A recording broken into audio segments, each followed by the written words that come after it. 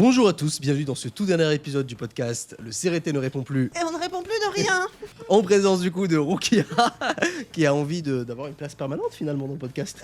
Visiblement, je crois qu'elle veut me piquer ma place. Aujourd'hui dans les sujets qu'on va traiter dans l'actualité du moment, on va parler de l'Atelier des Sorciers, l'arrivée enfin en animé de cette série chez Pika qui est grandement appréciée par tout le monde, et on va aussi parler de Tsugai, l'arrivée aussi en animé de cette grande série chez Kurokawa qui est aussi écrite par Hiromu Arakawa, à savoir l'autrice de Full Metal Alchemist.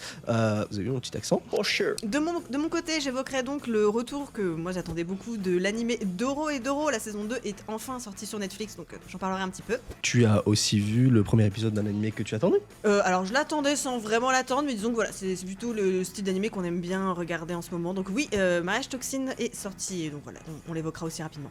De mon côté, je vous parlerai donc de mes lectures du mois, à savoir Thermae Romae Redux, qui est la suite de Thermae Romae, donc j'avais déjà parlé donc, dans le précédent épisode du podcast. Je vous parlerai aussi de une lecture littéraire, mais qui me permettra d'aller sur des versions manga plus tard, qui sont réappropriées le mythe, à savoir Dracula. J'ai fait une vidéo récemment sur comme quoi Full Metal Alchemist, c'est une très belle façon de reprendre le mythe de Frankenstein avec son rapport aux sciences, à la métaphysique et au monde physique, que Full Metal Alchemist arrivait très bien à illustrer. Et donc Dracula, j'ai bientôt fini de le lire, c'est 600 pages quand même.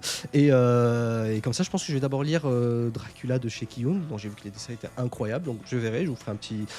En tout cas, je fais un bilan lecture de cette lecture, mais aussi de No Devil, qui sort le 17 avril. J'espère que le podcast sera sorti d'ici là, en librairie, qui est le dernier manga de Senshiro, si je ne me trompe pas au niveau de la prononciation, qui est quand même extrêmement cool. Tout le monde est beau. Tout le monde est beau dedans et vraiment il y a un dynamisme, tout ça, enfin c'est génial. Ensuite nous passerons à la troisième section du coup du podcast, à savoir les sorties annoncées chez les maisons d'édition, Pika, Kurokawa, Glénat, Akata, enfin voilà les arts noirs.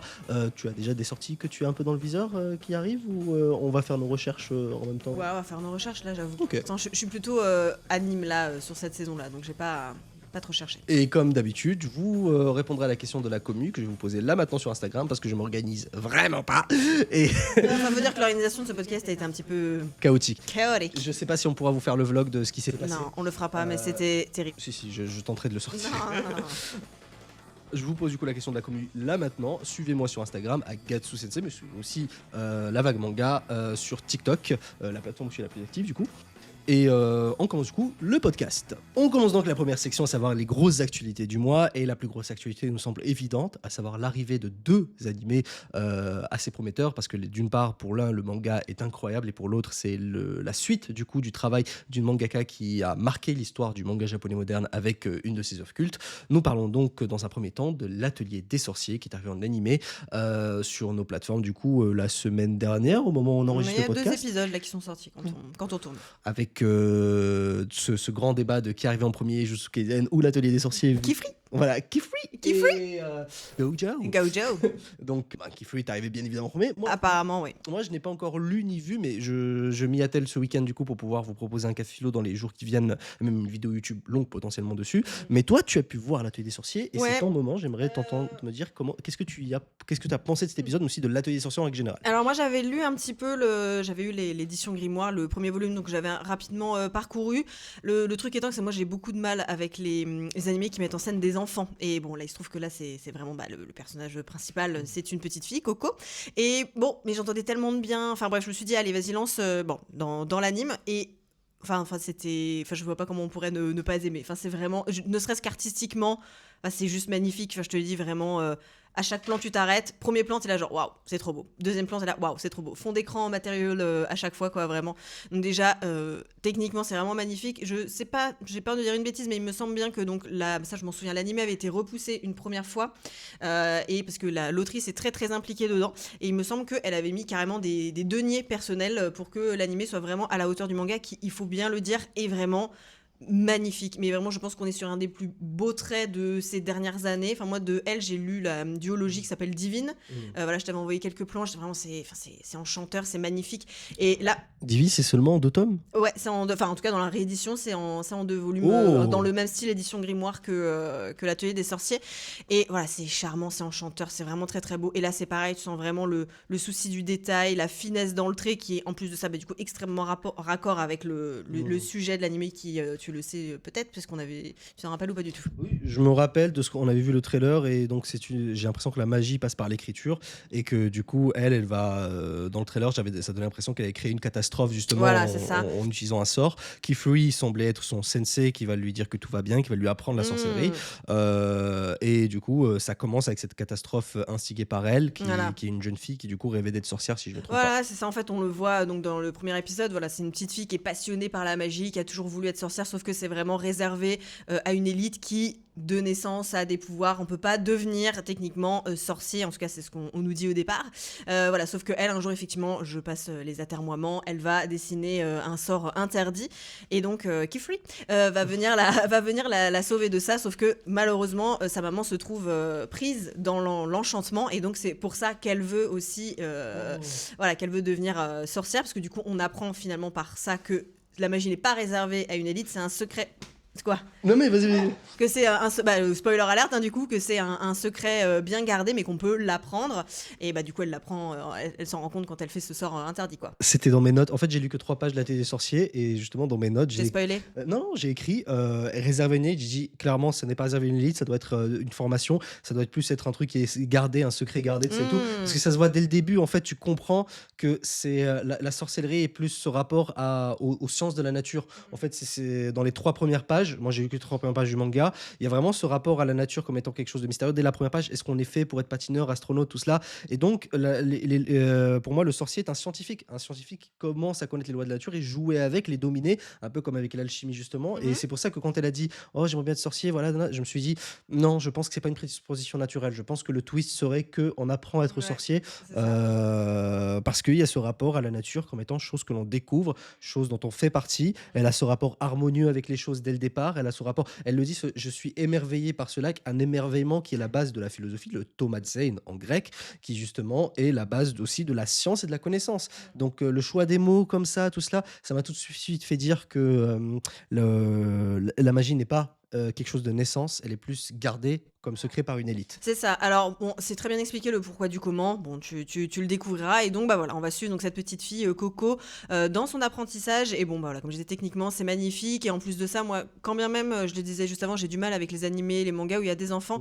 Mais là, en fait, c'est juste que ça s'y prête parfaitement. Parce qu'en fait, le dessin, c'est la base, en fait, pour les enfants. Déjà. En fait, tout colle super bien. Il y a l'aspect vraiment dessin, c'est la première forme de langage, bah, même pas que des enfants, hein, d'ailleurs, hein, on va pas refaire l'histoire, hein, dans les grottes de Lascaux, grottes tout de ça, Lascaux, hein, ouais. je veux dire, voilà. Donc, mais les enfants, je veux dire, ils apprennent tous à communiquer par le dessin. Enfin, je veux dire, même avant, en psychologie, avant qu'ils puissent parler, on va examiner les dessins pour voir un petit peu quel est leur mental, etc. Donc ça, bon, déjà, et puis surtout, en fait, la curiosité. Oui. La curiosité de l'enfant qu'on voit vraiment chez Coco, cet enfant avide de découvrir, de choses, de créer, d'imaginer, de s'améliorer. Et c'est cette curiosité qui la pousse dans cette aventure. Et en fait, tout je trouve, se colle super bien. C'est super intelligent, en plus d'être très poétique. Et donc, non, c'est vraiment une sortie enchanteuse et prometteuse. Et voilà, moi, j'aime beaucoup. Je suis plutôt très emballée, quand bien même au départ, j'avais des petites réticences. Mais c'est vraiment trop beau. Qu'est-ce que tu penses en général du personnage de Kifri? Comment tu l'as accueilli? Comment tu trouves ce personnage? Qu'est-ce que tu penses du personnage de Kifri? Alors, bah, au départ, il est quand même il est assez froid. Enfin, pas froid, mais bon, tu sens qu'il y a une forme de distance du fait de sa position de magicien, etc. D'ailleurs, quand il arrive dans la boutique, la petite fille est là, genre, enfin, vraiment, elle est émerveillée. Donc, il y a vraiment cette position de. Voilà. Et ensuite, après, j'arrivais pas trop à me positionner. Est-ce qu'il est. Et puis en fait, tu sens qu'il est vraiment. Bon, j'imagine que ça va un petit peu peut-être se complexifier par la suite, Ouais. mais en tout cas, il est plein de bienveillance envers Coco, même si tu sens aussi qu'il y a une curiosité vis-à-vis du sort qu'elle a fait, où il lui dit mais quel cercle tu as fait, qu'est-ce que tu as dessiné, et on sent un petit peu l'urgence dans sa voix, mais il y a en même temps cette bienveillance, en tout cas j'ai l'impression, j'espère ne pas me tromper, mais voilà, qui a autour de Coco et qui est très touchante et qui, je pense, voilà, pourra nous amener de très jolis moments par la suite, puisqu'en plus après on découvre qu'elle n'est pas seule, il a d'autres apprentis, voilà, elles sont 4, et donc voilà, j'ai hâte de voir si on n'est plus sur une pure relation maître à élève, ou si on sera aussi dans une forme de relation un peu père-fille, parce qu'on voit que Coco on ne voit que sa mère, donc on ne sait pas ce qui s'est passé avec son père, etc. Donc je pense que tout ça voilà, tout ça m'amène à pas mal de curiosité. Mais bon, effectivement, quand on voit Kifri, c'est vrai qu'au départ, on voit un petit peu Gojo quand même, quoi. Je ne vais pas mentir, mais bon, malheureusement, il est arrivé en premier animé, donc voilà, même si effectivement Kifri est apparemment arrivé en premier. Justement, ça c'est la question pour un peu Komu Manga.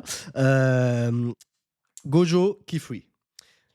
Est-ce que c'est vraiment le parallèle est vraiment probant ou pas? Moi, j'ai pas l'impression, à part effectivement, à part dans le Cara Design, où là pour le coup on est vraiment quand même sur des copies, enfin pas copies, mais il y a les cheveux blancs, le côté très fin, etc. Mais non, Kifuri, enfin j'ai l'impression que Kifuri il a l'air vraiment, il est assez doux. Bon, Ça encore une se fois, il y voit, a des moments, à part comme j'ai dit au moment où elle fait ce sort, où il est un petit peu, pas énervé, mais voilà, tu sens il a envie de savoir et tout, il hausse un peu le ton, mais sinon il est quand même, on est quand même sur une voix qui est assez douce, assez, j'ai l'impression qu'on sent quand même la bienveillance, alors que bon bah Gojo tout de suite il arrive en mode voilà, en mode arrogant, en mode c'est moi, j'arrive, je suis le plus fort et tout. Bon après, je n'arrive pas, je ne sais pas si Kifuri est un sorcier ultra puissant dans cet univers ou si c'est voilà.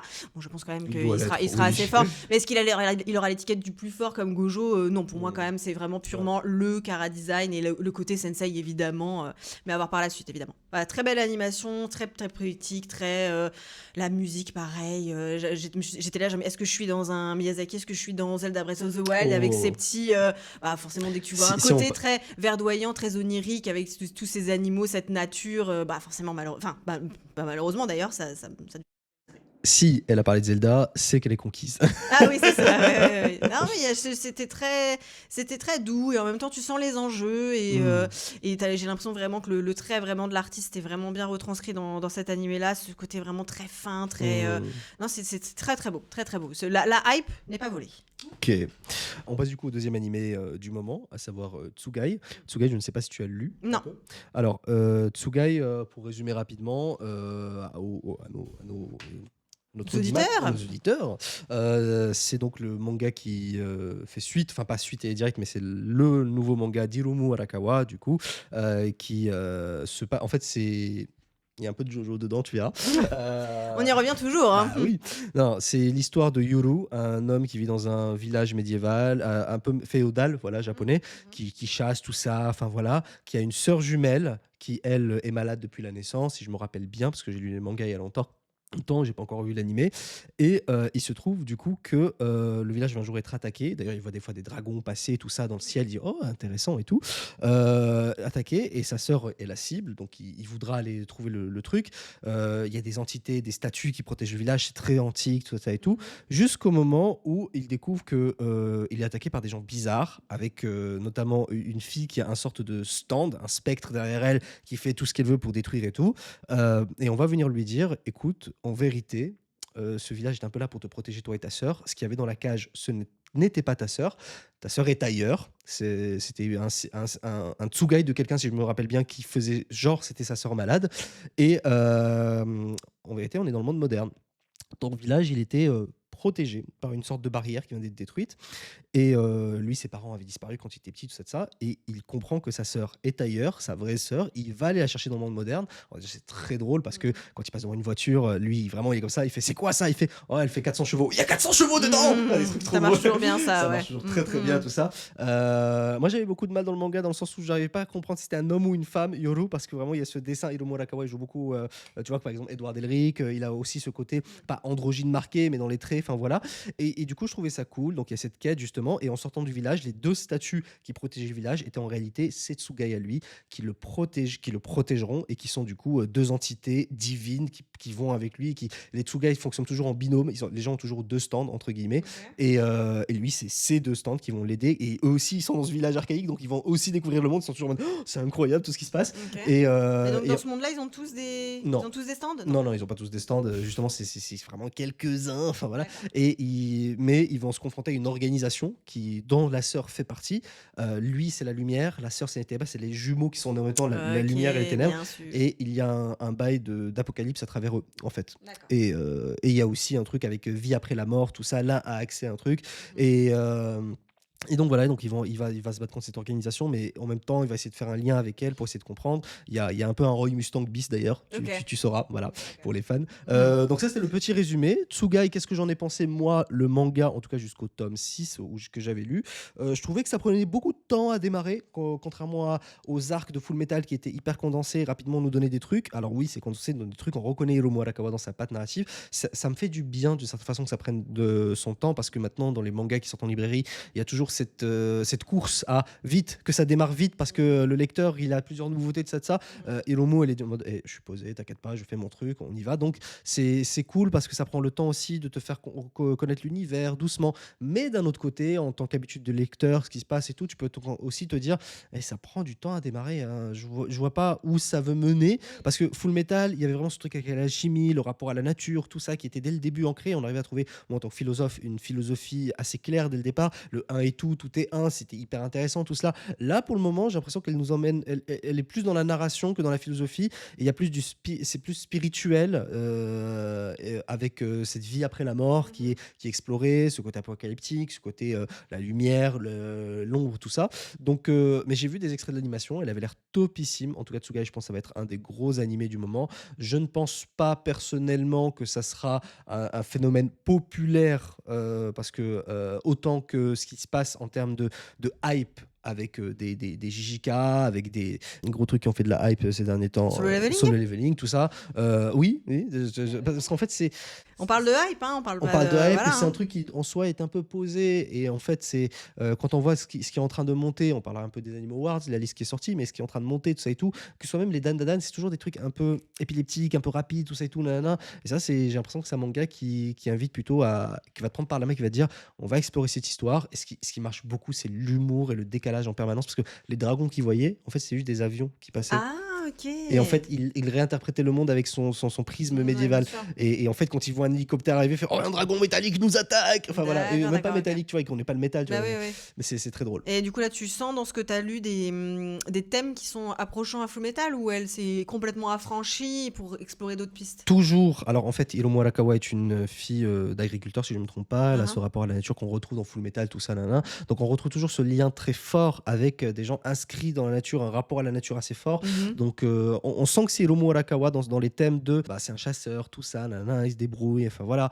Le personnage principal, Yoru, et Edouard Elric sont très différents mais très similaires en même temps. Il y a aussi ce truc, il a les yeux rouges et ses parents ont les yeux rouges, ça rappelle les Ishval dans Full Metal. Donc il y a sûrement un bail avec des races ostracisées et c'est hyper intéressant ce qu'elle propose avec Tsugai. Donc à voir où ça va mener. Donc par rapport aux thèmes qui résonnent, ouais, il y a une résonance des thèmes, mais j'espère moi qu'elle explorera.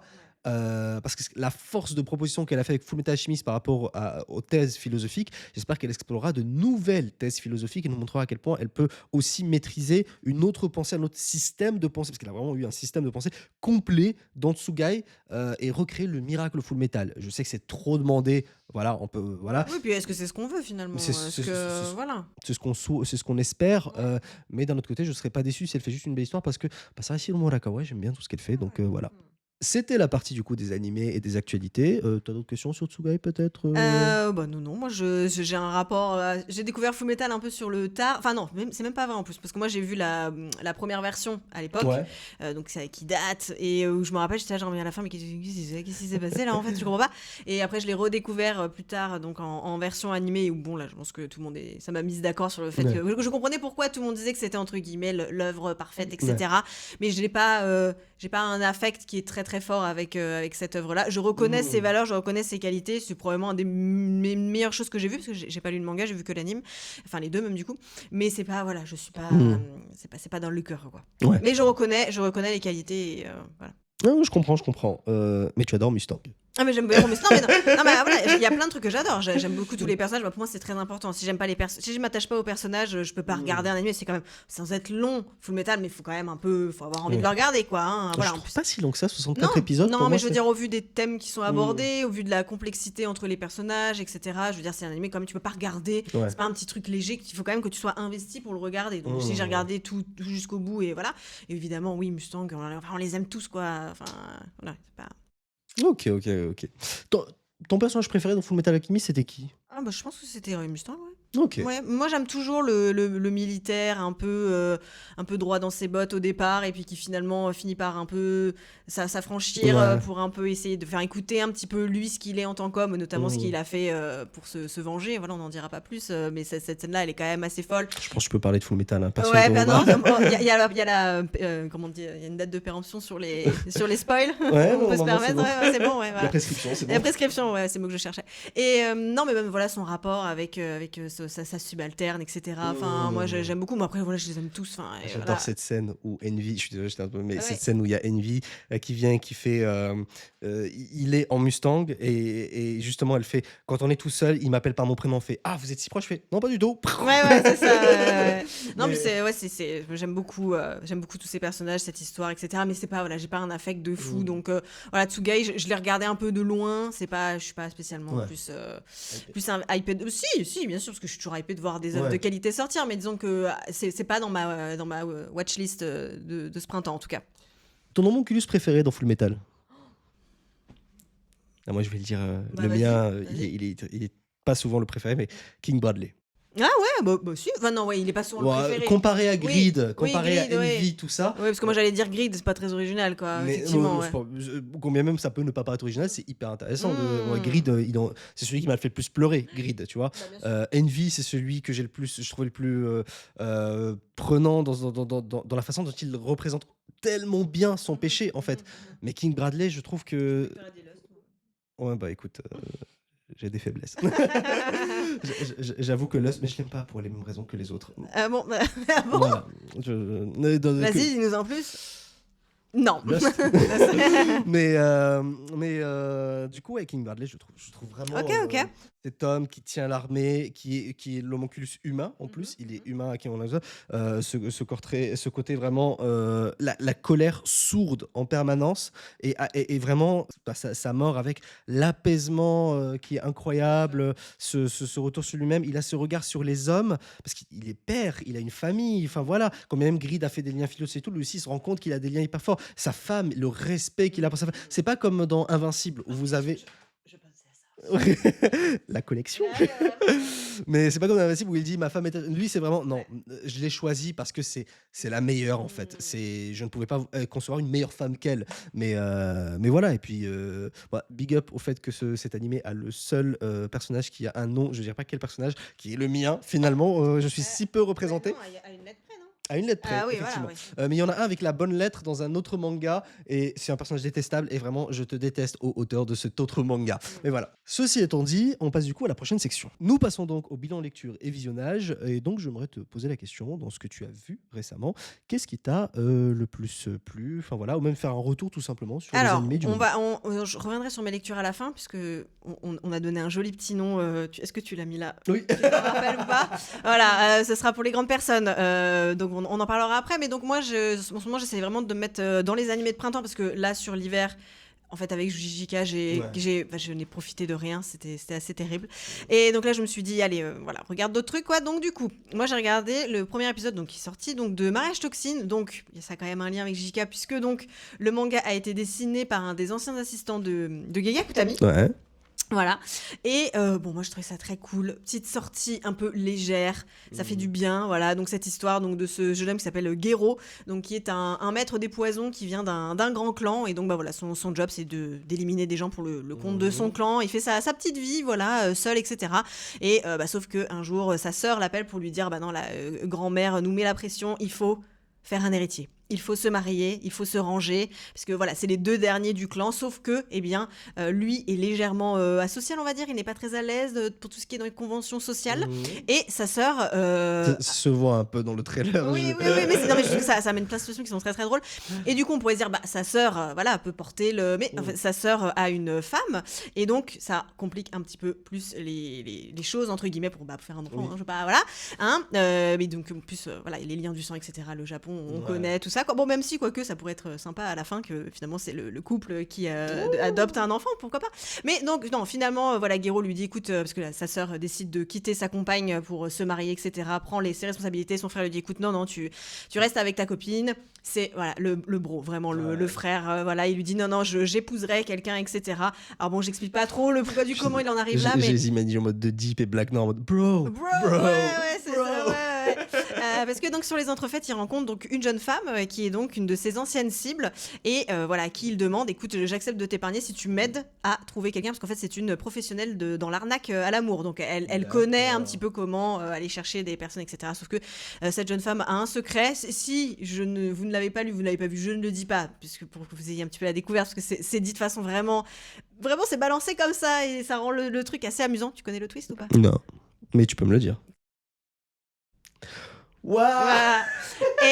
Et du coup ça donne une situation vraiment qui est très très amusante, et c'est un manga que moi je trouvais hyper efficace dans ce qu'il propose, dans le sens où tu sais que tu vas pas lire le truc de l'année, dans le sens qui va te marquer, etc., mais si tu aimes le shonen, si tu aimes, tu sais que tu vas passer un bon moment, parce que il y a de l'action, il y a de la romance, c'est drôle, parce que vraiment le côté très peu à l'aise dans les conventions sociales de Gero avec les femmes, il y a des trois situations, ne serait-ce que dans l'épisode 1, qui sont assez marrantes, et on pourrait se dire ouais, bah du coup ça veut dire quoi, il y a un côté harem et tout machin, mais non, c'est pas vraiment un côté harem, parce qu'en fait, il y a à chaque fois qu'il va rencontrer quelqu'un, il va y avoir une histoire en parallèle, etc. Et voilà, Gero, c'est vraiment aussi c'est le gars cool et tout, et puis là c'est dans le manga, ça m'avait vraiment déjà choqué, la qualité des scènes d'action dans le dessin, j'étais là genre waouh, c'est très très beau, et dans l'animé c'est vraiment parfaitement bien retranscrit, il y a des couleurs partout, c'est machin. Voilà, c'est léger, c'est pas bébête non plus, tu vois.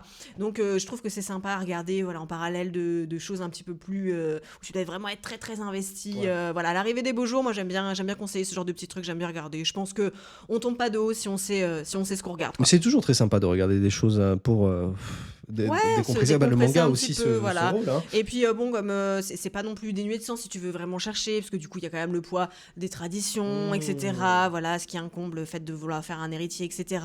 Gero et donc son ami, voilà, ils ont tous les deux vécu depuis toujours d'une certaine façon, et bon bah là, est-ce que ils vont essayer de pouvoir s'affranchir de ça alors qu'ils ont toujours vécu d'une certaine manière? Enfin bon, bref, voilà, il y a un sous-texte qui est pas inintéressant si on a envie d'aller le chercher, mais sinon on prend pour ce que c'est, quoi. Et c'est édité chez qui?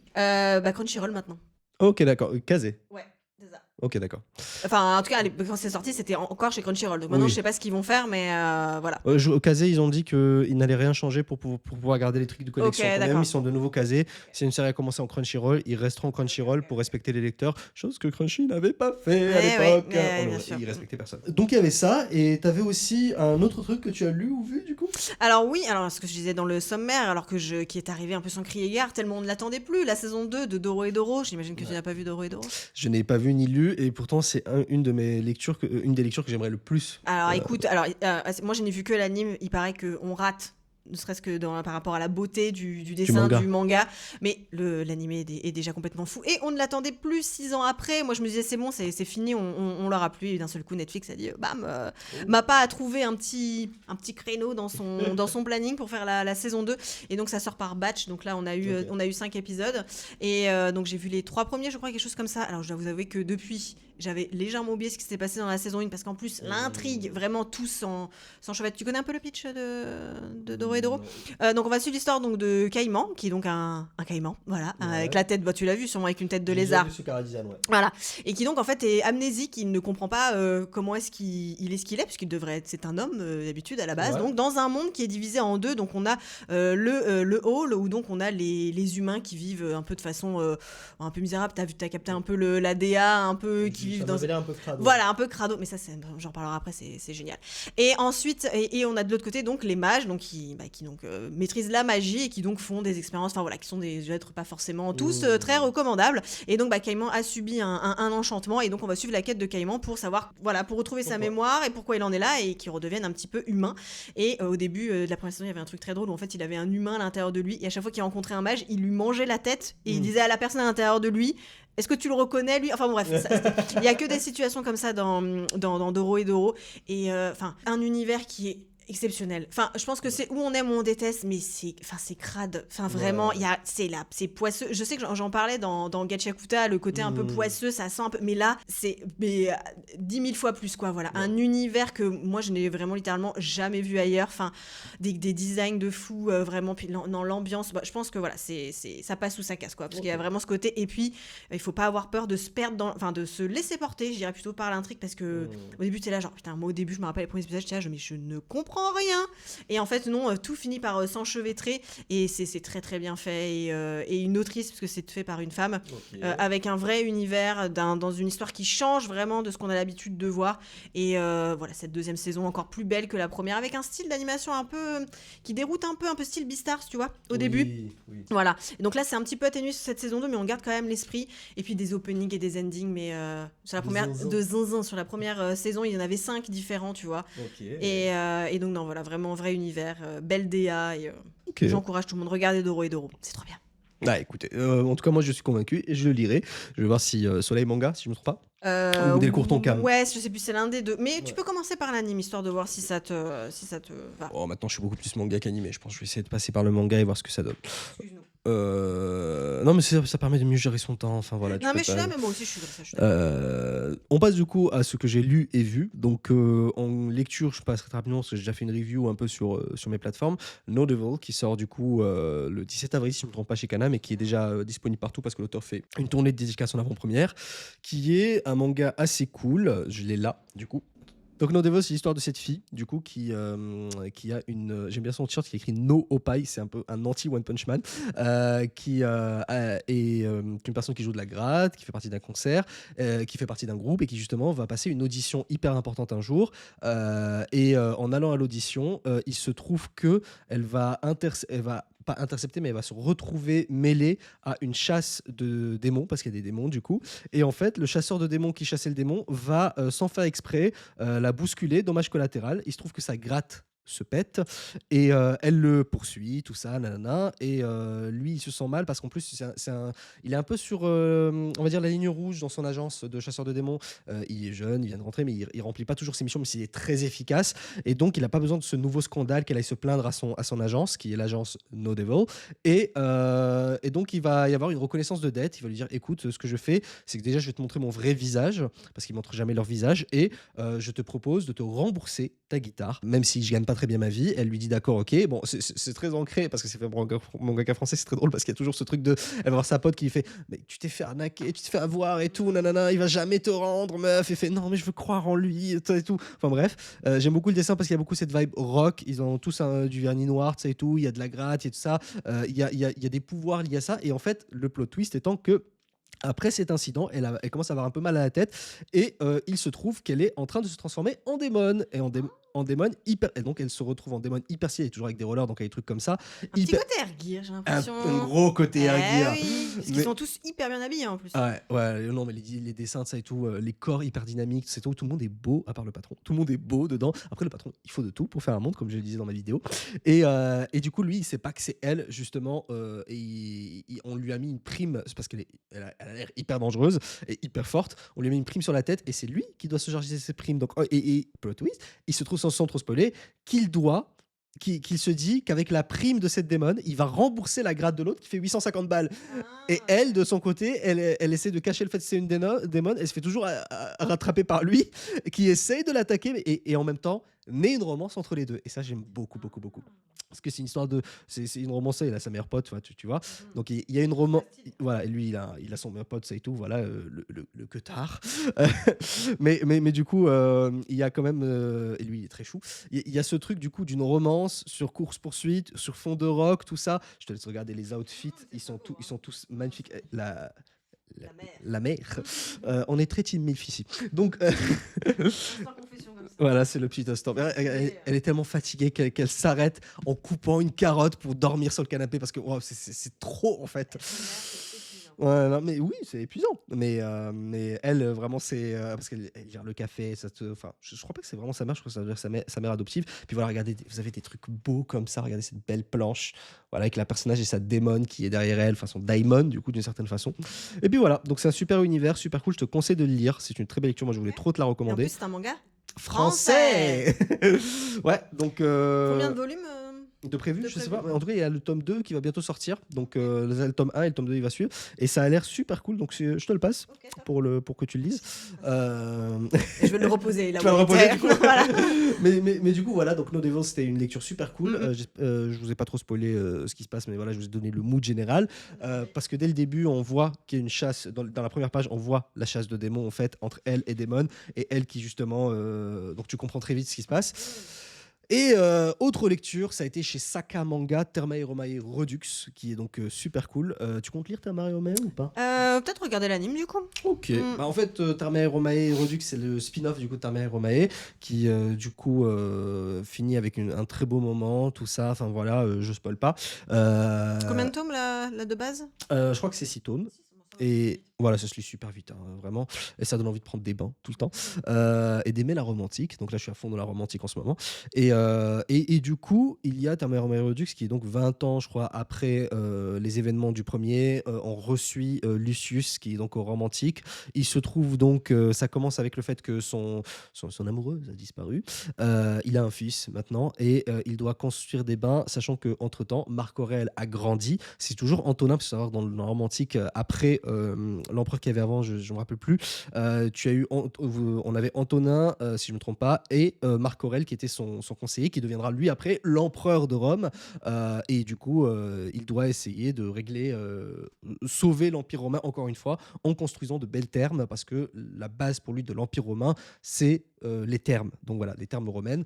Et bien évidemment, on s'en doute, si c'est Thermae Romae, c'est qu'il va pouvoir repartir au Japon moderne. Sauf qu'entre-temps, il a quelques notions du japonais et ça, c'est super cool. Donc voilà, moi j'aime bien je t'en avais parlé hier, mais ce truc dans les premiers tomes où il monte à cheval dans le monde moderne et une fille qu'il voit qui fait oh, un homme qui monte à cheval à cru, c'est le summum de la virilité. Aujourd'hui, ils ont tous besoin d'une selle, mais seuls les Romains, les vrais hommes dans l'histoire de l'humanité pouvaient le faire. Un homme au caractère trempé et tout. Et lui était juste en mode vite, il faut que j'aide cette personne. Enfin bref, c'était très drôle. Voilà, donc Thermae Romae Redux, lisez Thermae Romae Redux, très bien si vous avez aimé la première. Et donc je vous l'avais dit dans le sommaire, j'ai lu du coup Dracula de Bram Stoker, il me reste une centaine de pages, mais ça se lit vite du coup. Qui est quand même génial. En fait, je me fais une suite de lectures un peu dans l'univers gothique, tout ça et tout, parce que j'ai envie, c'est des lectures qui me manquent à ma culture. Marie Shelley, c'était vraiment un ouvrage. En fait, comparé à Frankenstein que j'ai lu juste avant, l'un était vraiment avec substance philosophique, Frankenstein. L'autre est vraiment dans la création d'un mythe. Et vraiment, Dracula dans le livre, c'est pas du tout comme je l'ai imaginé. En fait, j'ai jamais vu de film Dracula ou quoi que ce soit. Vraiment, je découvre le personnage de Dracula à travers le livre, mais c'est un monstre métaphysique. Je sais pas si tu connais un peu ses vrais pouvoirs dans le livre. Moi j'ai vu que le film. Alors, c'est déjà en guise d'introduction, le premier chapitre, bah, il est là, mais il va disparaître pour tout il reviendra à la fin. Mais il est là et c'est bon, c'est le comte Dracula, un vieil homme, tout ça et tout. Premier truc qui glace le sang, c'est quand il regarde par la fenêtre au début, qu'il voit ce truc en train de monter les murs comme ça et de les descendre. Plus précisément, il descend les murs comme Spider-Man. Mais oui, on découvre les 3 vampires, tout ça. Donc ça, c'est cool. On pose Dracula, on montre pas ses pouvoirs, mais on montre que c'est quelqu'un qui a une présence physique qui on impose, et on comprend qu'il y a quelque chose de bizarre avec lui parce que toutes les portes sont fermées, mais il est toujours pas. On comprend qu'il peut être partout et nulle part à la fois.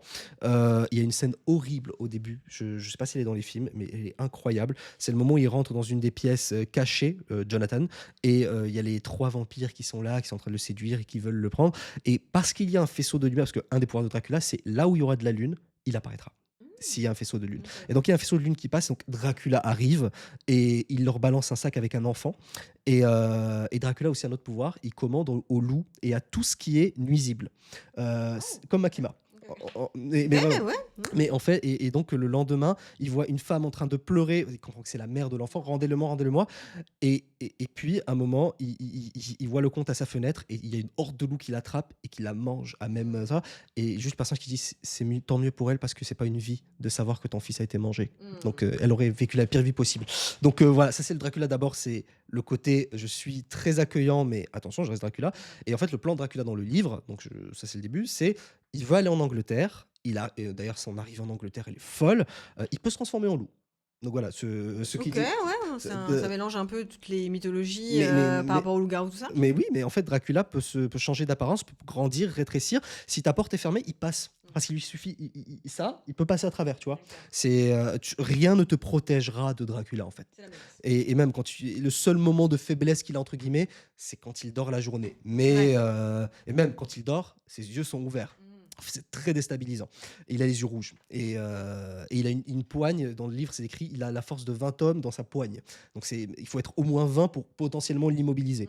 Et j'aime bien lister les pouvoirs de Dracula parce que c'est trop cool. Parce qu'à un moment, donc, il y a Van Helsing, il se passe, il y a donc l'histoire avec Lucie et Mina, qui se font, donc, qui sont un peu les gardes-manger de Dracula, ils planent dans le récit. Il y a juste les conséquences de ses actes. C'est un être métaphysique. Et ça fait comprendre que dans la dichotomie entre le vampire et le loup-garou, c'est plus le retour à un côté bestial, organique, le monde physique. C'est vraiment le règne des pulsions et de l'instinct.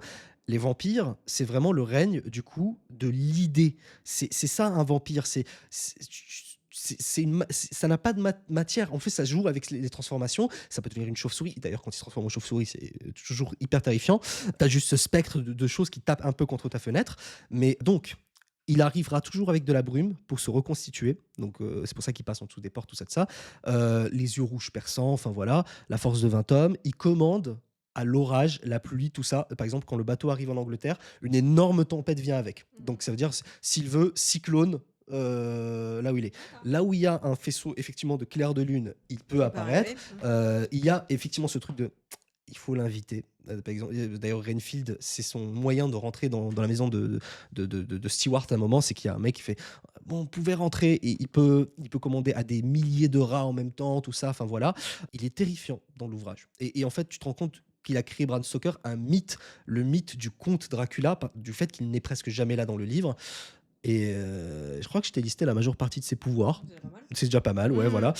Et bien évidemment, tout ce qui est sacré le dérange un peu. Ouais, C'est-à-dire, pour bloquer une porte, ils prennent des hosties qu'ils mâchent, ils les collent en guise de joint. D'accord. Et ça fait que Dracula, il a un peu plus de problèmes à venir. Voilà. Okay. Mais le mec est trop fort. Et en plus, son sang, ce qu'il fait avec quelqu'un, c'est qu'il l'attrape, il se griffe le truc, il lui fait boire son sang. Soit tu t'étouffes, soit tu bois. Et si tu bois son sang, tu deviens son esclave. Ah, très bien. Non, okay. Toi qui adore les vampires.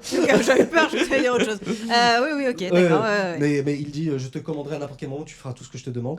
Mais du coup, toi, maintenant, pourquoi j'ai aussi lu j'ai eu envie de parler de Dracula, parce que toi, tu adores les vampires dans les mangas. Ouais. Vampire Knight, tout ça, enfin voilà. Comment bizarrement, je connais pas mes classiques. Mais comment tu trouves du coup cette description de Dracula? Est-ce qu'il y a un manga qui, selon toi, se rapproche vraiment de ce concept? Le vampire n'est pas juste j'ai des crocs à serrer, mais je suis un mythe et une menace planante dans le manga. Moi, en fait,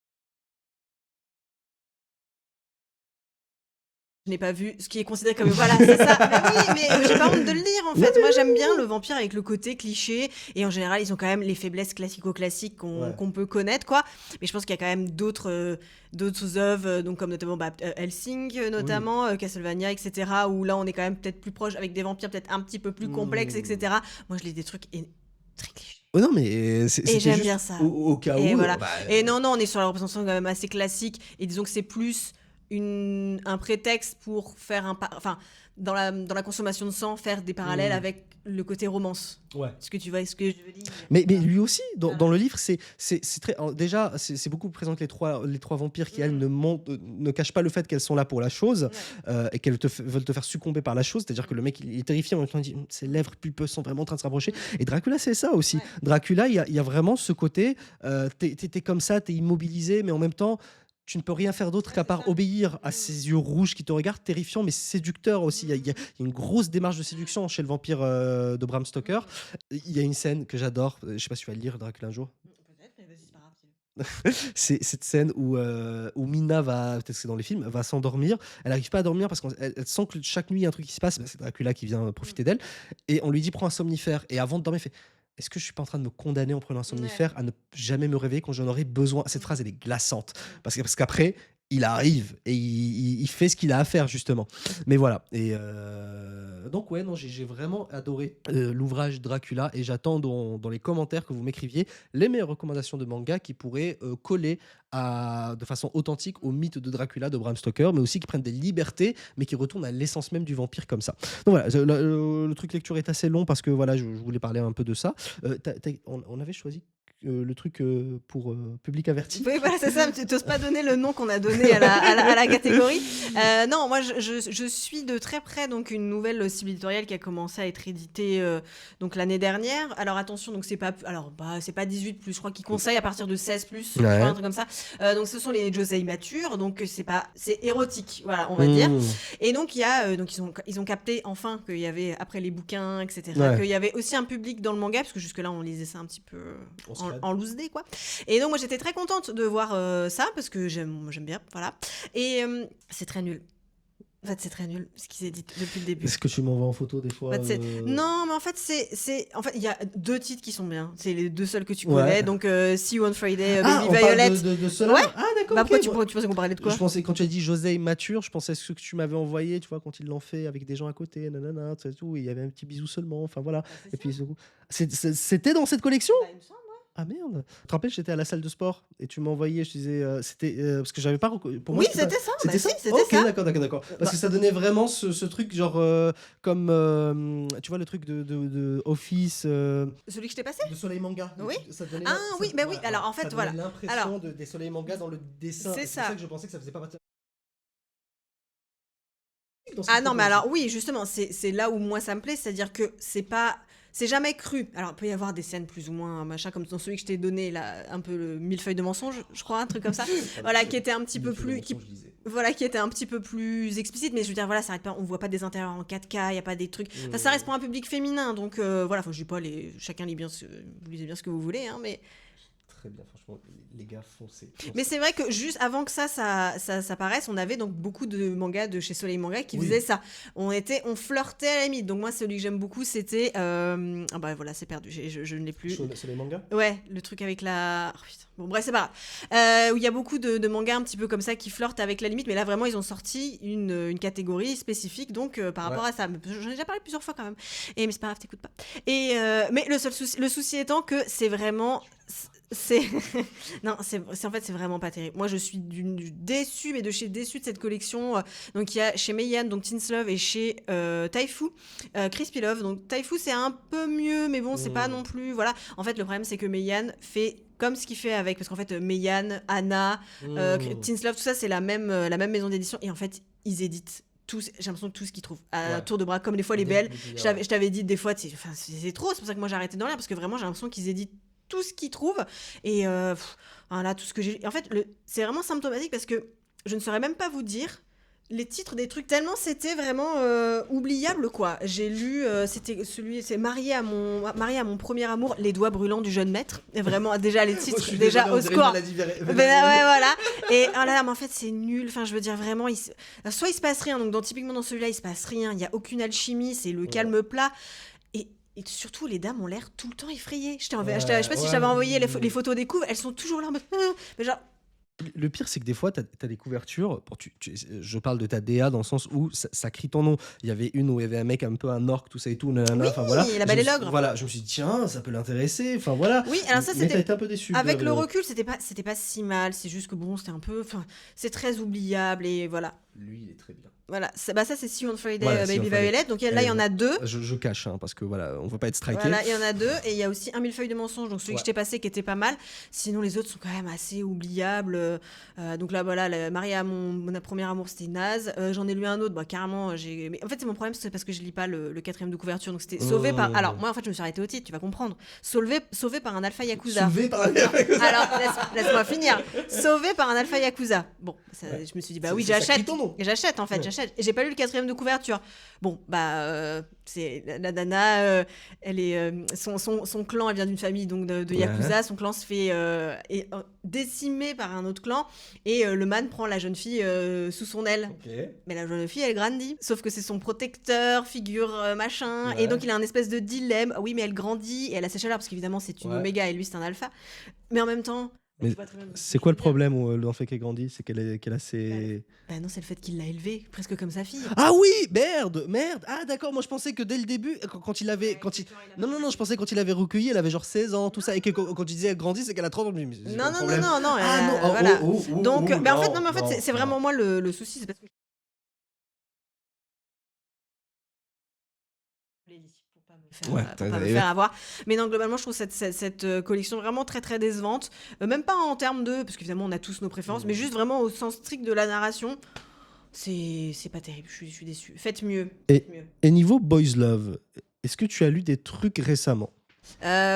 Honnêtement, j'ai arrêté de lire des boys love. Enfin, j'ai revu complètement ma consommation de manga depuis le début de l'année et j'avais dit que je freinais sur les boys love parce que justement, j'avais vraiment ce problème de. En fait, les gars, vous éditez tout et n'importe quoi et il y a, je sais pas, il y a 5 titres ou 5 ou 6 titres par semaine qui sortent. Bon, j'exagère un peu, mais. Et en fait, moi, je peux pas suivre, quoi. Ouais. Et puis surtout, en plus, je lis des trucs. J'ai la sensation d'avoir déjà lu cette histoire. Je l'ai lu la semaine d'après, je regarde, je me dis, mais attends, mais de quoi ça parlait ça déjà? Quand j'ai fait du tri dans ma mangatech, j'ai viré les 3/4 de mes boys love carrément. Et en fait, la vérité, c'est que je crois que ça m'a un peu dégoûtée. Donc j'en lis plus quasiment de boys love. Là, j'en ai un qui m'attend dans ma bibliothèque qui s'appelle Mad Kay, qui est vraiment un boys love que j'aime beaucoup, que je trouve magnifique. Là, récemment, j'ai lu Takadora et les Oméga, donc de Nemui Asada, donc qui est une autrice qui est assez connue. Alors attention, j'ai presque envie de dire, c'est un trigger warning à elle toute seule. C'est l'autrice qui a fait Sleeping Dead, qui est vraiment, au-delà du fait d'être un bon yaoi, c'est vraiment un bon manga. Attention, trigger warning. L'autrice met parfois des choses en scène qui peuvent être assez dérangeantes. Et en fait, là, ça va raconter donc l'histoire. Donc on est dans une université, dans une école, donc voilà, où évidemment les alphas dominent, mais on a quand même une classe oméga pour pouvoir les inclure, etc., etc. Et en fait, il y a un top alpha, voilà, qui est plus fort que les autres, très arrogant, machin, chef du conseil du président des élèves, des trucs un petit peu dans ce goût-là. Et en fait, un jour, il va se rendre compte que, eh bien, il change, il devient un oméga. Et en fait, du coup, ça va être le downfall social. Parce qu'en fait, les omégas sont vraiment considérés comme juste faire des gosses, quoi. Vraiment, ça sert juste à ça. Les pulsions animales tu me donnes et envie de faire le des lire gosses. pour le downfall. Voilà, et en fait, tu vas le suivre et tu vas le voir se rapprocher donc d'un oméga qui est dans cette classe. Il y a un Deus Ex Machina qui le transforme en oméga ou est-ce que c'est juste qu'il se rend compte En fait, au départ, il y a des histoires de senteurs, etc., machin. Et puis ses potes, ils se disent, mais tu sens bizarrement, tu sens bizarre, c'est étrange et tout. Puis bon, il fait des examens, enfin voilà. Et en fait, on lui dit, bah oui, ça arrive, etc. Les alphas peuvent devenir des omégas. Et en fait, tu comprends en sous-texte que ça parle des femmes en fait et du rapport homme-femme et c'est un manga qui est, je pense on peut le dire, qui est assez féministe et qui était vraiment pour le coup très très intéressant. Donc voilà, vraiment je deviens vraiment très sélective, vraiment soit dans le synopsis, soit dans les autrices. Voilà, Nemui Asada, je sais que il y a des choses que je ne peux ne pas aimer. Par exemple, il y avait Inferno, je sais plus, un manga qui s'appelle Inferno, je crois, un truc comme ça. Ouais, c'est ça. Où là j'étais là genre non, là je suis vraiment pas, le manga me met vraiment trop mal à l'aise. Mais en fait, il se passe toujours un truc avec cette autrice. Et Sleeping Dead, il faudrait que je te le prête éventuellement un jour parce que c'est vraiment c'est un bon manga. Ok, d'accord, avec plaisir.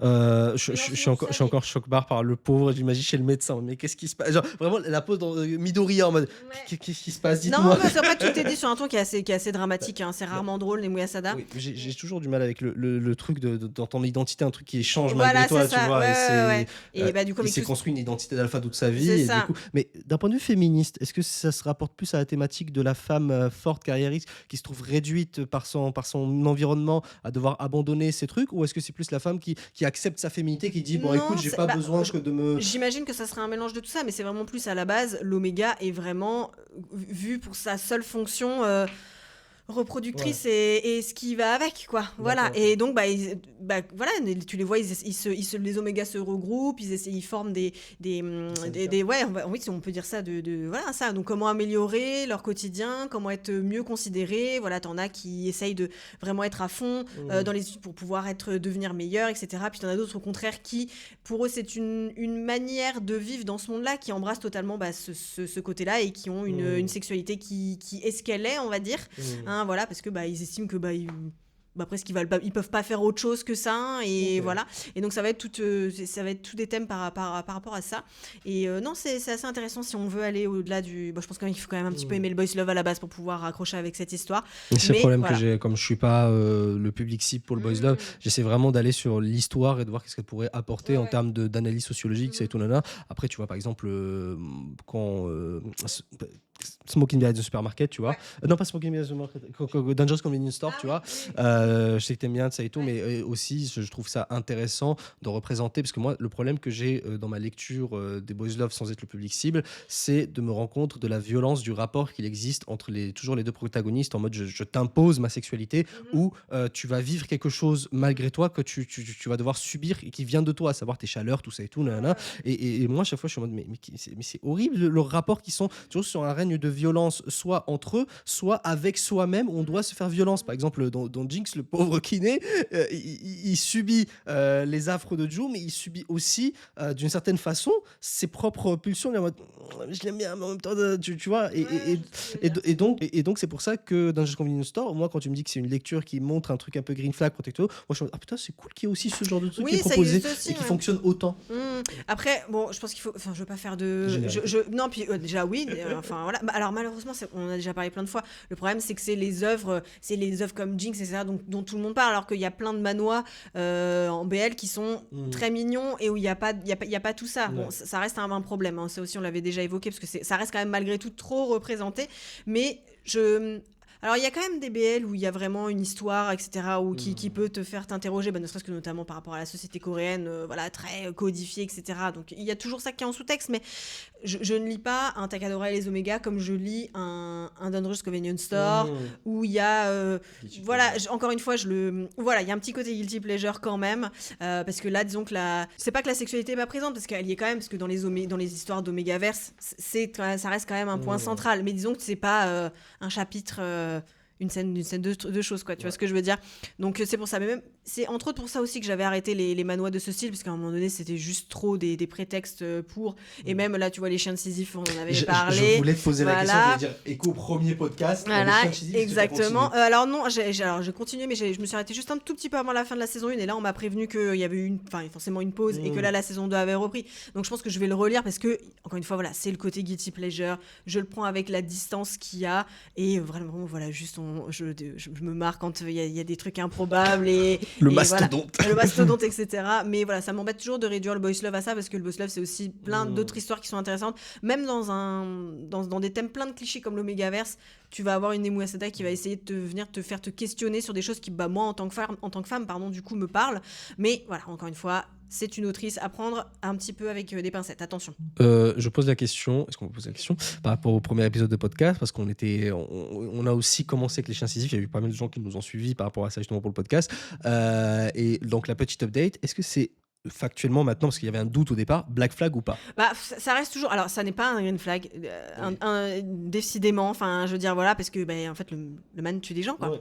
Le man tue des gens, et le man ment au personnage principal, parce que, voilà, il a quand même fait des trucs pas cool à des personnes qui étaient proches de lui. Donc, non, c'est définitivement pas. Mais on n'est pas sûr que ce soit un black flag. C'est peut-être encore un red flag. Encore une fois, j'ai quelques épisodes de retard, donc peut-être qu'il y a des updates que moi je n'ai pas eu, mais bon, on peut espérer quand même qu'il reste. Gentil avec son monsieur, même si bon, il lui ment sur certains trucs, donc de facto pour moi il y a un petit problème, quoi. Ok. On passe du coup aux sorties annoncées par les maisons d'édition, et on va un peu voir ce qui nous hype ou pas par rapport aux sorties. Alors Pika, si on va, il est bien fait leur site le site de Pika est bien fait pour le téléphone aussi. Zashizu tome 1, la couverture a l'air quand même un peu intéressante, intrigante. À voir ce que ça peut donner. Moi, quand je vois ça, ça me fait penser à Crime et Châtiment. À voir. Ah oui, c'est vrai. Pas Crime et Châtiment. Immortalité et Châtiment. Voilà, c'est ça. Chez Agatha. Voilà, c'est ça. Ok. Je sais que le tome 5 de la Théorie des sorciers qui va sortir, est-ce qu'on peut parler quand même de ce qu'il propose pour la journée? Ah oui, le porte-plume. Tu m'as dit que c'était que je le veux, ce porte-plume. C'est vrai que Pika, ils mettent quand même le paquet pour. Tu as lu ce bel ou pas? Non, pas du tout. Du coup, on passe à Glénat, s'il y a des nouveautés que l'on ziote. Planning des sorties Glénat. One Piece, comme d'habitude, l'arc El Bafu. J'ai l'impression, parce que je vois plein de géants, j'ai un peu lâché One Piece en fait depuis Egghead. Ça m'a perdu. J'ai grandi avec One Piece, mon premier tatouage c'est One Piece, ça et tout. C'est juste, je trouve franchement que la série est trop. Je vais dire un truc. C'est trop long. C'est trop long. Même pour un fan hardcore, tout ça et tout. Je veux dire, à un moment en fait, le problème avec des séries aussi longues, c'est que c'est cool, ça t'accompagne dans ta vie, tout ça. Mais des fois, la vie est faite de tout et n'importe quoi. Et des fois, la vie peut faire que tu lâches un peu. Et pour reprendre un train qui en plus, un train qui qui est toujours en marche. C'est compliqué. Alors, je sais pas si vous avez eu ce moment avec One Piece, notamment à partir de Egghead. Moi, en tout cas, je sais que c'est parce que c'était une période très compliquée et chargée de ma vie. Mais j'ai plus repris le train One Piece et j'ai du mal à le reprendre parce que je sais que, waouh, enfin voilà quoi. Mais, et puis, moi, je suis un grand amoureux de la période One Piece, comme presque quasi tous les fans.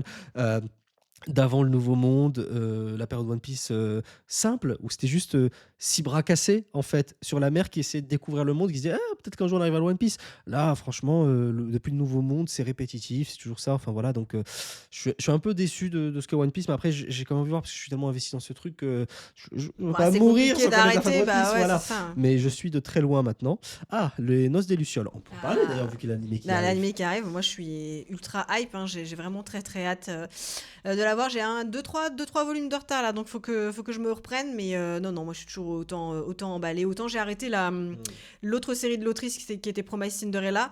J'ai l'impression qu'on est beaucoup à avoir fait le choix pour Les Noces des Lucioles, mais bon, la romance historique, tout ça, ça fonctionne toujours. Donc très hâte d'avoir l'animé, l'adaptation qui mérite.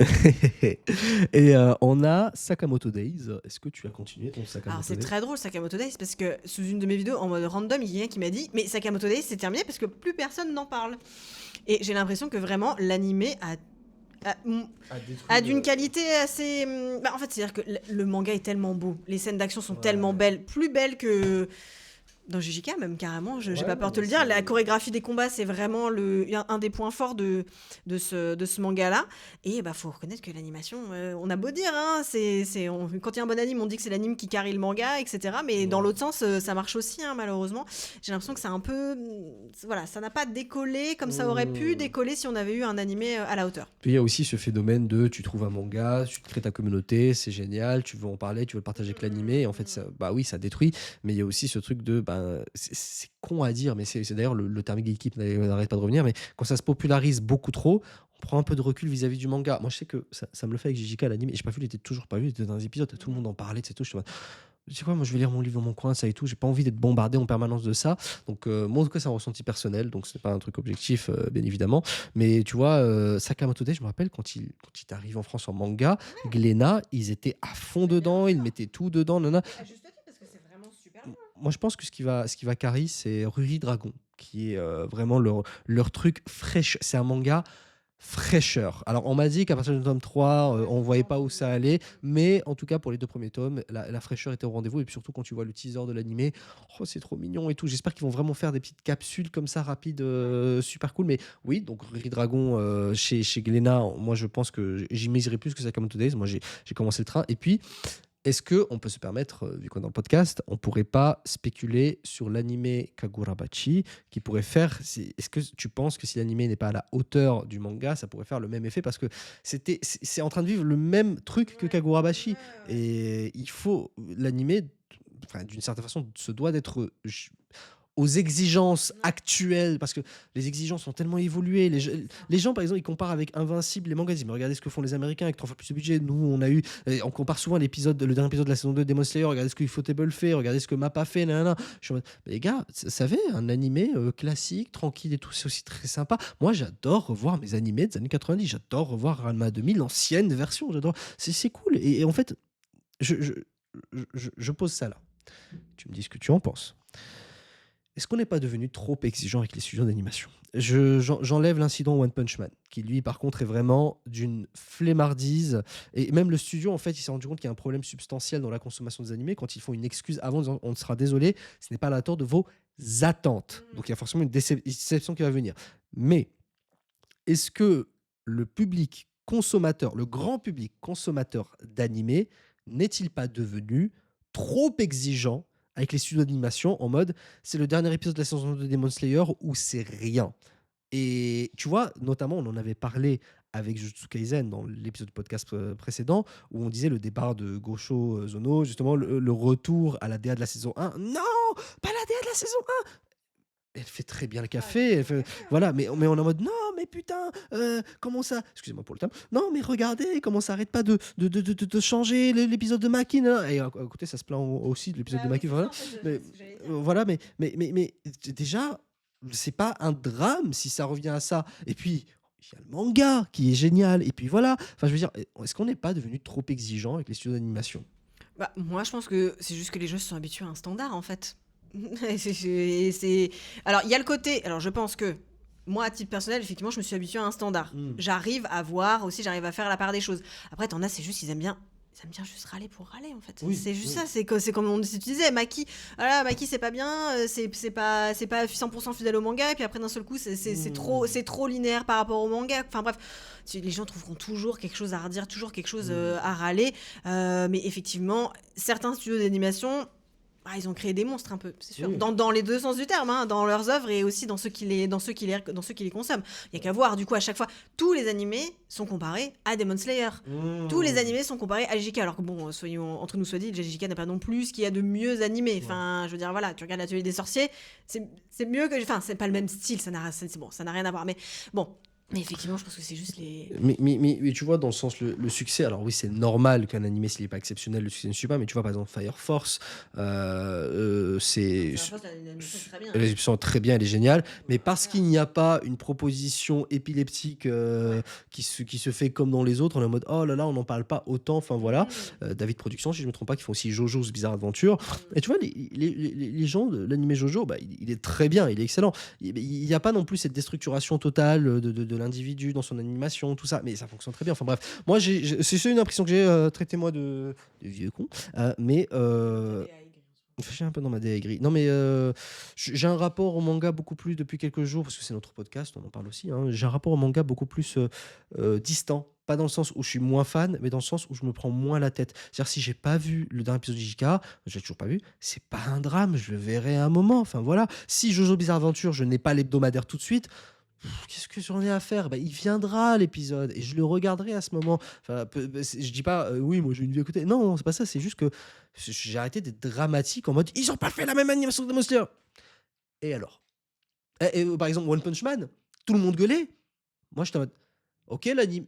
Mais vous avez le manga, c'est comme Berserk, je veux dire, vous avez le manga, il est très bien. Soyons déjà heureux d'avoir un manga du niveau de One Punch Man. Alors oui, c'est Oui, mais dommage. faut Voilà. quand même comprendre qu'il y a beaucoup de gens qui consomment pas de manga, qui ne consomment Oui. que de l'animation. Toi-même, tu le sais, quand tu parles d'animé, les gens sont beaucoup plus réceptifs que quand tu parles de manga. C'est tout, c'est comme ça. Ah oui, Donc, complètement. oui, forcément, si les gens estiment que l'animé n'est pas bien ou si techniquement, factuellement, il n'est pas bien, Ouais. bon, non, ils iront pas forcément se tourner vers le manga. Ah non, mais Enfin, complètement. Voilà, mais je crois que ça participe aussi à cette course aux stats qui se fait par rapport au fait que si on parle, oui. on parle tous, on dit tous du mal d'un truc qui nous a tous un peu déçus, et en fait, ça fait qu'on est inondé par entre guillemets, des ondes négatives sur ah non, mais c'est merdique, ah c'est merdique, ah c'est merdique, ah c'est merdique, c'est merdique. Ouais, moi, j'ai pas fait de vidéo où je disais à quel point l'animation de Touchman était horrible. J'étais en mode, je constate qu'elle est horrible. Ok, d'accord, mais c'est un fait. Je vais pas rajouter, tu vois le truc. Je suis juste en mode, c'est dommage parce que je suis un fan hardcore de One Punch Man. Il fait partie de mon top 10 manga ever. Et tu vois, voilà. Je pense qu'aussi, on a le droit de. Mais on a le droit de Je pense râler. aussi, on a le droit de râler. Ah, Enfin, je mais veux dire, complètement.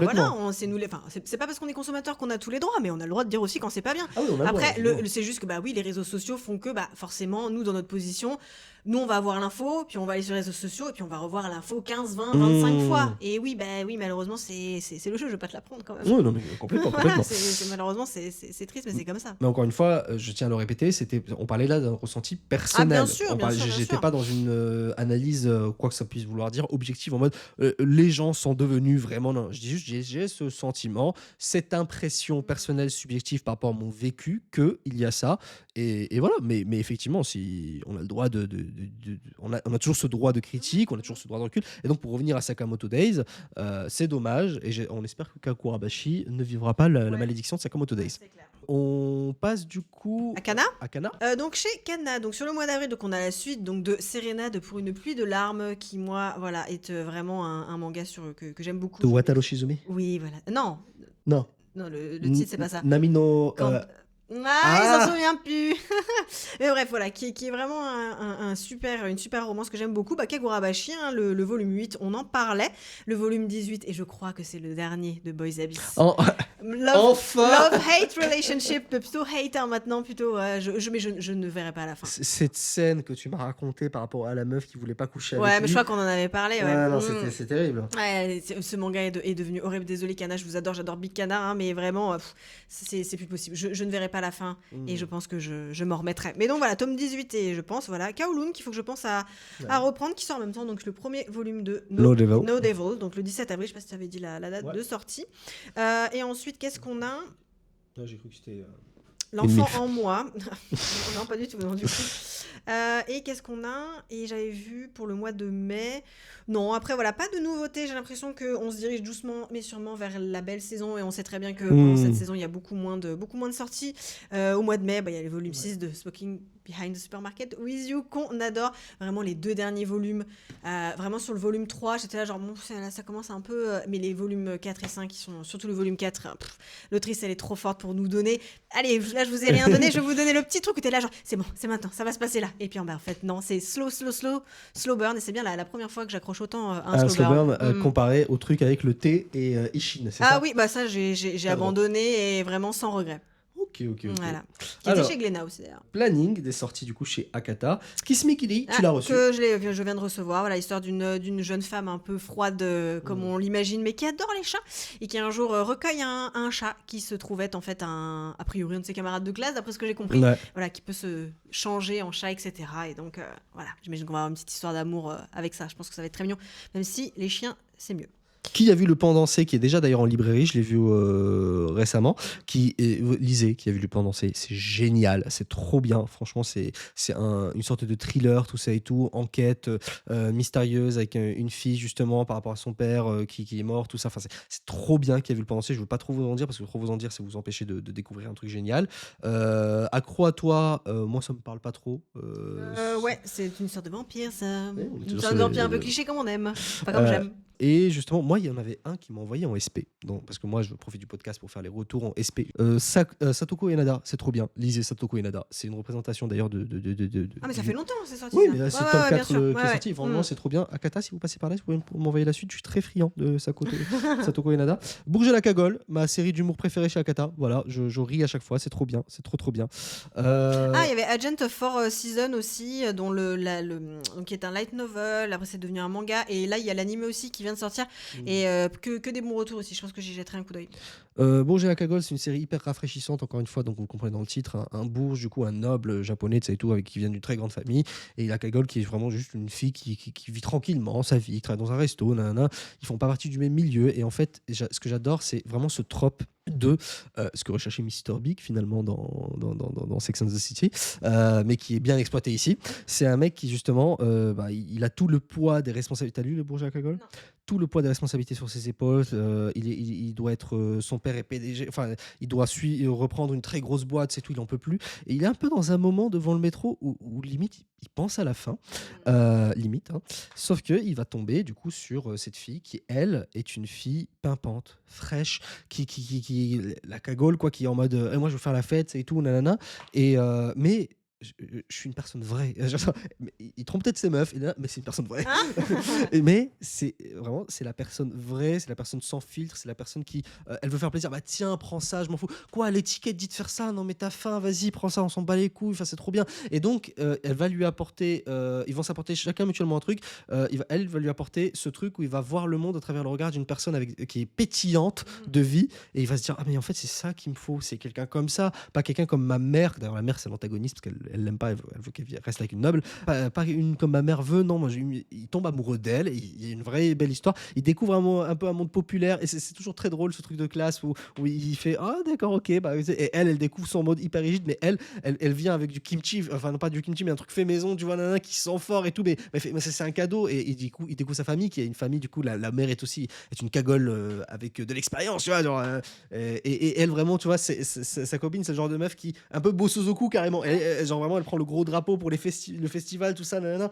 Et donc j'aime beaucoup ce truc où dans les relations, dans les romances, on s'apporte un regard frais sur l'existence qui va justement faire du bien et rendre la vie beaucoup plus tranquille, même si ça rentre dans une routine, parce que la routine c'est pas forcément mauvais de ça et tout, mais vraiment il se passe, on s'apporte tous les deux des moments d'évasion. Et ça, c'est vraiment cool ce qui se passe dans BoJack Horseman, parce que c'est littéralement ça son truc. Il lui permet de s'évader de son quotidien de vie d'un mec qui a tout ce truc sur ses épaules et qui vraiment respire avec lui. Et elle, de son côté, elle arrive justement à rentrer dans ce monde où elle a cet antagonisme avec la mère et va lui dire je vais te faire découvrir ce que c'est que l'être humain avant tout. Enfin voilà. Donc c'est trop bien. Bourge à la cagole pour faire une petite review un peu plus complète de pourquoi j'aime bien celui-là. Mais j'arrive pas à trouver celui du coup qui m'avait envoyé. Ah voilà. Stray Children avec l'accent anglais de Robert De Niro.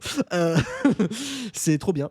L'humanité a réussi à devenir, à repousser la mortalité à très très très très loin. Et en fait, il s'est passé un petit événement avec tout ce qui se passe, c'est que comme on vit beaucoup, très longtemps, tout ça, on a décidé de créer un système de, on joue un peu avec ta mémoire et on va t'enlever certains trucs si tu veux, nanana, enfin voilà. Au début, c'était un usage médical et tout, mais il se trouve que ça a été détourné parce que, vu que l'humanité vit beaucoup, problème de surpopulation, tout ça et tout, nanana, mais surtout, voilà. Et il y a des gens, ils décident, ils ont des gosses, ils veulent abandonner leurs gosses, qu'est-ce qu'ils font? Putain, je veux l'abandonner, comment je peux faire? Je lui supprime sa mémoire et je le laisse dans la rue, quoi. Ah. Et donc c'est ça le truc. Et c'est l'histoire d'un mec qui travaillait pour on découvre très rapidement qu'il travaillait, c'est un one shot si je ne me trompe pas, qui travaillait pour un racoleur entre guillemets qui attirait les stray children justement à lui pour en faire des esclaves et tout nanana. D'ailleurs la monnaie, la mémoire se vend. Par exemple, on peut vendre un beau souvenir. Tu as du problème pour tes loyers, prends-moi ma remise de diplôme. Et comme ça, tu peux soit louer le souvenir et donc tu vis ta remise de diplôme et tu ressens c'était trop bien d'avoir un diplôme. Soit on te le donne finalement ce souvenir. Donc il y a un monnayage d'identité, on revient sur le mémoire et identité, le lien entre les deux, un peu comme dans Ghost in the Shell finalement, et il y a ce truc de rédemption de la personne par rapport à elle, parce qu'en plus les enfants des fois ils ont 14 ans, 16 ans, c'est tout, mais ils savent plus parler en fait, ils sont en mode parce qu'on leur a levé le mémoire une fois. Okay. Et ils tombent sur une fille qui elle s'attache à lui comme un chien finalement, et qui elle est vraiment dans ce truc, allez reste avec moi, mais elle dit rien, et lui il peut pas parce qu'il sent qu'il est hypocrite. Il sent qu'il le serait s'il l'accepte dans sa vie, donc c'est très compliqué pour lui, mais vraiment Stray Children c'est trop bien. C'est un one shot que j'ai découvert du coup chez Akata, qui m'a vraiment plu parce que comme on me le dit souvent en commentaire, j'aime pas quand on me dit tu vas adorer ce manga d'un point de vue philo, j'ai adoré d'un point de vue philo. Comme quoi des fois. Comme quoi des fois. Donc voilà, et en maison d'édition qu'on va prendre maintenant, c'est on finit avec Kurokawa. Ah oui. Et donc j'ai vu que leur dernière sortie c'était Météor, j'ai pas lu, j'ai pas reçu de SP. Kurokawa, si ça vous intéresse, voilà. Demon Slave, j'ai feuilleté à la Fnac, je vais devenir un grand lecteur. C'était gênant dans la Fnac. Elle commence à me juger. Vous avez vu dans le podcast, non, je te juge pas du tout. Moi, je te juge, Yank, alors je suis pire. Mais c'est juste que je ne m'attendais pas à ce que ça soit aussi généreux, on va dire. Voilà.